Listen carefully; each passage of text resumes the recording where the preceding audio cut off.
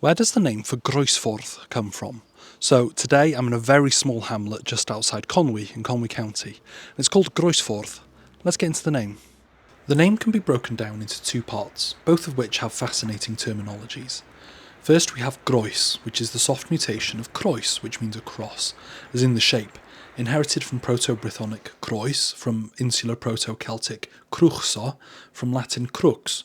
This is the same ancestor word as two other Welsh words, croes, which means across two, and crog, which means a gallows. And then we have forth. Forth means a road, from Old Welsh forth, from Proto-Brythonic forth, and itself a borrowing from Old English ford, as in the crossing point on a river. So why is it Groesffordd and not Croesffordd? Well, that's because originally the name may have been a Groesffordd, the crossroads, and since meaning the, causes soft mutation in feminine nouns it's attached to, Croesffordd has changed to Groesffordd. The initial has been dropped because it's become obvious through context. This happens in a lot of place names across Wales.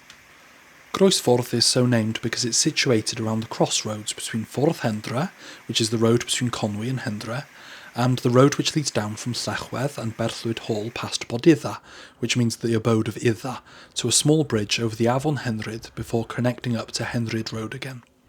Just south of the village is a mysterious linear crop mark that appears in the fields on hot summers.